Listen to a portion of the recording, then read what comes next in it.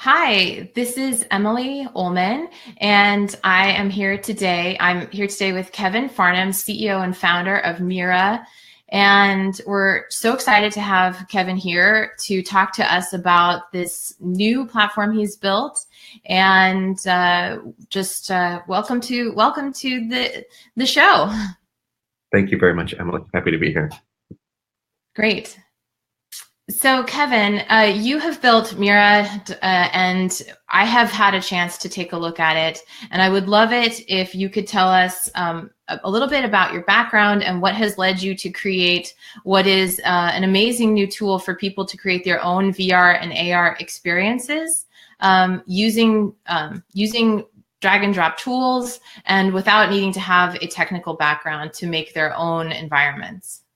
Yeah, when we started this project a couple of years ago, it was actually, I think, the summer of 2016. A bunch of us started thinking hard about a couple of different things. One was knowing that spatial computing, sort of more broadly, is inevitable. You know, who can really start to look at this through the lens of design tools? Who's sort of bringing some thinking to how people are going to want to create these things without really needing to dive into the depths of 3D creation tools or things like Unity. In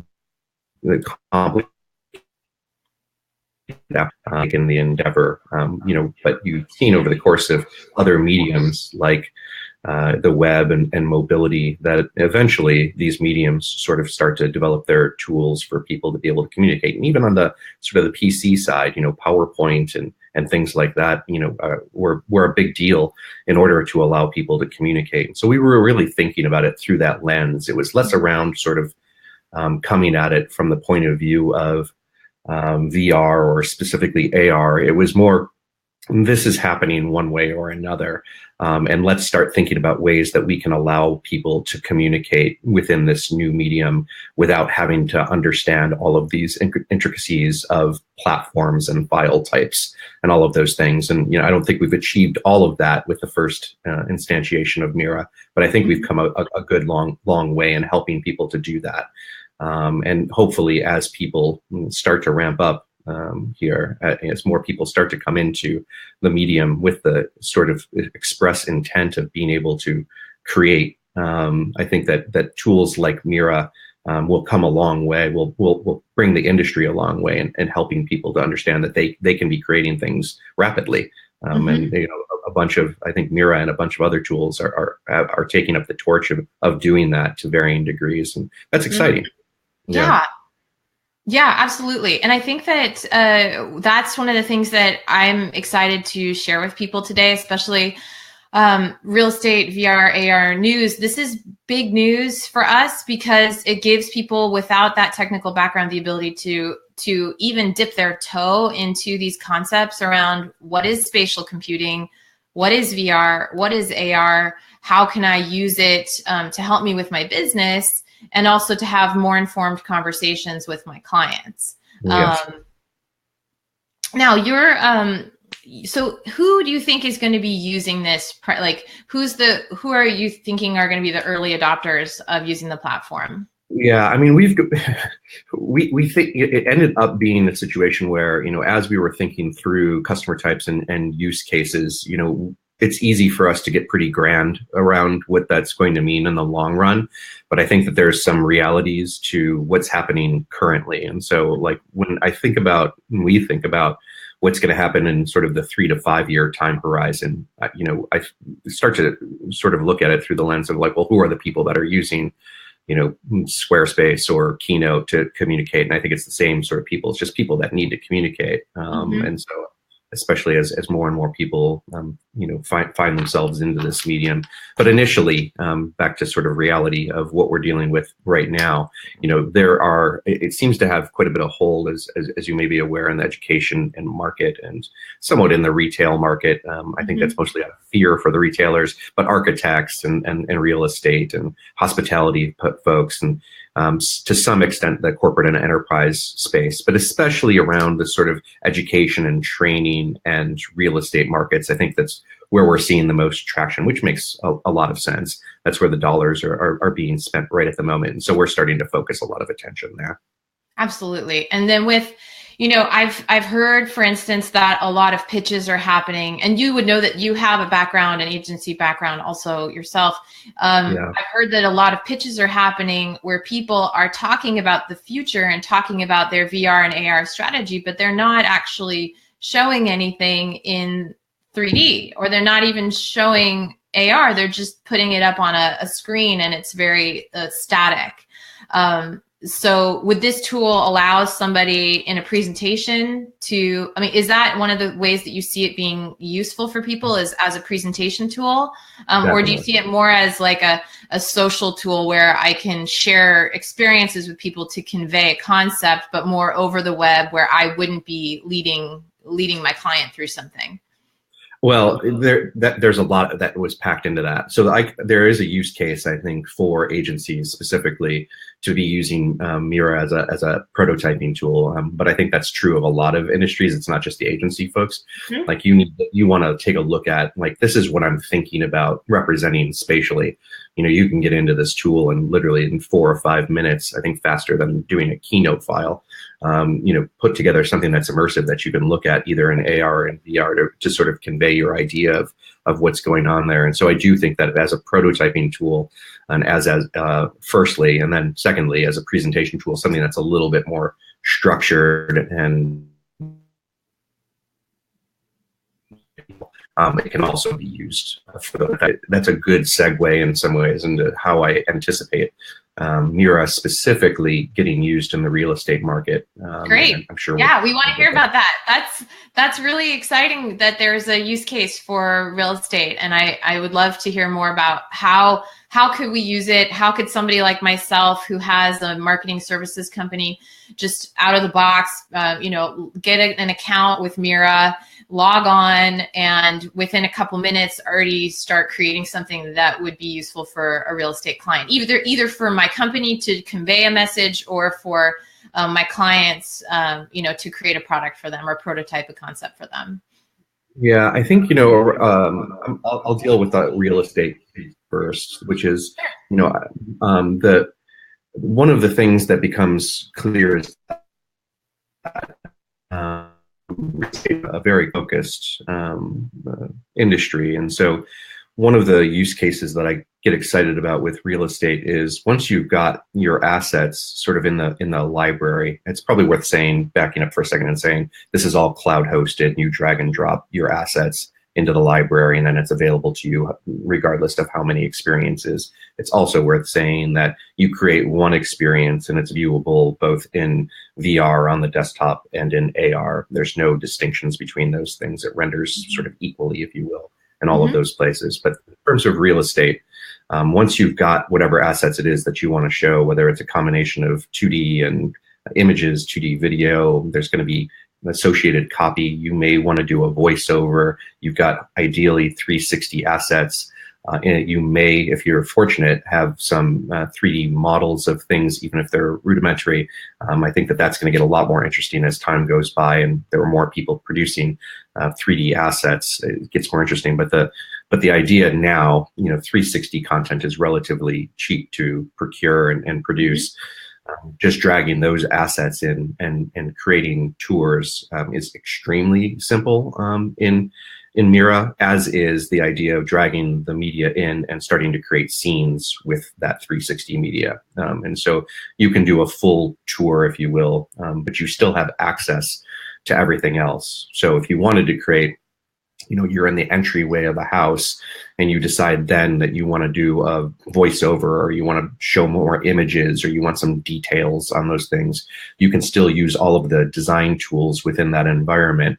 But I think that one of the things that's interesting, so if you take that example as like, here's one property, but getting back to the point that I was starting with, which is this is a client-based business, that you'd be able to create a immersive experience that's really built for those clients. Like, these are the 3 or 4 houses that I think they're really going to like. And so you come in there and you're able to put your brand up. You're able to sort of put their name into the environment very easily. And then you can basically, it's a choose your own adventure type thing. Like, here are the properties. And then you can, because it's linked scenes, you can create as many branched environments as you want. I find that sort of interesting. Like there's some editorial choices that are being made. There's flexibility. You're in a 6 degree of freedom environment potentially to begin with, to let them wander around and feel spacious, which is different from, I think, a lot of the straight 360 tools where you're always in your head on a swivel. All of the time. Like there's something I think that can be a little off-putting for people with that when it gets too constrained. So the combination and moving fluidly, if you will, between sort of 6DoF and 360s and voiceovers and videos and these kinds of things, I think you start to get a better sense of where this can go as a medium. And being able, it's never going to be all 3D all of the time. There's lots of other things that need to come into this. And so we really looked at this through the lens of, let's give people, 100% flexibility with the kinds of stories that they want to tell and the ways that they want to tell it, and allow them to brand heavily, if you will. Like if you're a real estate agent, you want your photo in there, you want, your branding in there, you want to be able to lay that out in space in some meaningful way that feels, unique potentially to you or the real estate agency that you're with. And that I find exciting. I think that's amazing. I think as I'm thinking about the different kind of content that we work with in real estate, a lot of it is, getting to the point where it's 360, but it doesn't necessarily feel volumetric. And so it sounds like you're able to have a marketing tool. So what I hear is that it's a marketing tool that is volumetric in a way, because we're able to go back and forth in a more fluid format between these different locations, these experiences or environments that you've created, to curate that for our clients and to totally brand that experience for ourselves. And so that you're really creating a fully immersive environment. And now when I'm showing that to them, and I can show that to them after I've created an experience in the Mira back end, then do I share that with VR? Do I share that as a web browser experience? What do you think the best uses are in order to get the full experience? I mean, the full experience is definitely the best in VR. I mean, you've got somebody's full attention. It's not even about like what's best for Mira. I think it's just best in terms of the level of immersion. But being able to that though in the desktop, which there's a viewer for, or in AR, it all works really nicely, and it's good to not have to think about it. So like if you send something to your client, it's just got the URL attached to it, and then they can view it however they want to view it. I think that flexibility is going to matter a lot in the long run. You never know what somebody's going to have, and not having to think through what walled garden they're in matters a lot. Yeah. No, I think that's sort of the promise of web, VR, and AR, right? Is that we can move fluidly between screens, and we don't have to worry about if our clients have the right gear, and we can certainly get beyond sort of this install-based question. I mean, there's interesting challenges with now with regard to it needing to rely on browser-based stuff. There's definitely pros and cons in terms of the level of fidelity, and so without getting into a giant technical conversation, we anticipate that Web XR in the long run is going to win out, but we'll definitely be going in that direction. And I congratulate some of our contemporaries like Janice, who have bet the farm, so to speak, on technology like that. But we were really sensitive to the level of fidelity that can be rendered in those environments. And so in the short term, we're relying more heavily on environments that can render a little bit higher quality. So that's one of the things that I noticed, and I think I'd like to really just make sure that everybody who's watching, watching this interview with Kevin Farnham, who's the CEO and founder of Mira, which is an amazing new tool for using VR and AR drag and drop tools to create your own environments without having coding background. So the fidelity, number one, I think is really key, because we're dealing with real estate. We're dealing with a visual, we're trying to convey something visually. Unless somebody is there and able to experience it themselves, we're trying to create something that has everything to do with what, what impression, what emotional connection am I going to be able to convey? And is that going to be best achieved through, beautiful images? And then also, I think that your site and the user experience and everything is calling very much upon your background in design. So, aesthetically, you've already achieved what I think is a new high bar for others to achieve in terms of that that aesthetic. Even when somebody's just coming to use Mira for the first time and approaching the site, they're like, wow, this feels different. So yeah, I mean, we were really conscious of creating a brand. I've been through enough brand exercises in my life that I don't want to do it again in 3 or 5 years. Got it. But we spent the time and effort and energy to do this, what we felt was right the first time, and also really wanted to avoid some of the cliches that were prevalent, especially in the VR community, aesthetically, and start to appeal to what we know is going to end up being a professional audience, and also starting to call a little bit to the creative community and the creative class, saying, hey, no, you guys can do this too. This doesn't have to be the league of engineers and C++ folks. Like, you can come in and start doing this now, and starting to sort of encourage some people that may be a little reticent to jump into this new format to come. Absolutely. Yeah. I mean, we have to make it accessible for people. And I think that that's, again, at the base of all of this is hopefully trying to get more people having great experiences where the technology sort of falls away, and what they get to do is they get to be creative, and they get to try something new that they haven't tried before. And just, we get all the technology to just work beautifully, and to be beautiful, and to be something you want to spend more time in. And that is sort of what I think is where you guys are headed with this. And I think it's really, really impressive. I was going to ask you, so if somebody wanted to test it out and they wanted to get started, what would they do? Go to Mira.co, sign up. You're ready to go. You're 2 clicks away from being in the editor. And how long does it take once I've signed up? What's the learning curve for a newbie?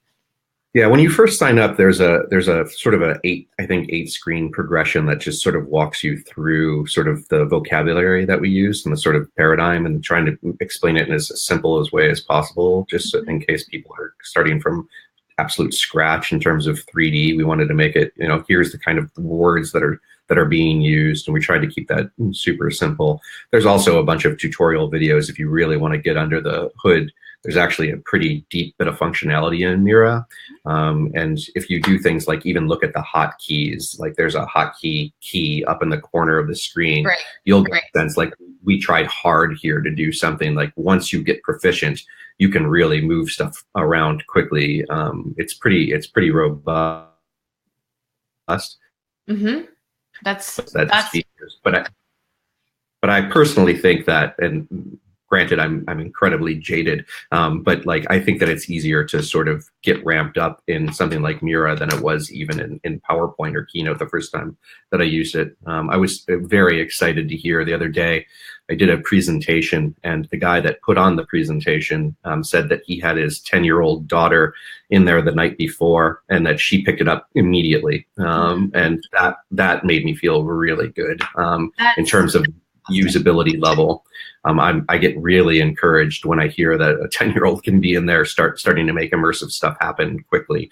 Then I feel like we've done a good job, because people, if I look at a lot of the 3D applications right now, the barrier for understanding is so high. Absolutely. Well, I am excited to try this. I think that what I would like to do is pull in some of my 360 content and get started on creating an environment. And then hopefully I can share that with some people here in the group, and maybe encourage other people in the group to test it out. That's one of the goals, hopefully, for me, is that this group is getting started. It's Real Estate VR AR News, and I want it to be hands-on. I want people to come to you, Kevin, and give you feedback and let you know that they love your product and what they've been able to do with it, and if they have any any feedback for you, anything they want to share with the group, because we're all trying to move the industry forward, and new tools like this coming out, which is 2 years. I have to just also make sure that we mention it again. It was 2 years in development that Kevin has spent in stealth working on this product. He debuted it last fall. He just debuted the AR capabilities about a month ago. And so we're just at the very beginning of what this platform can do.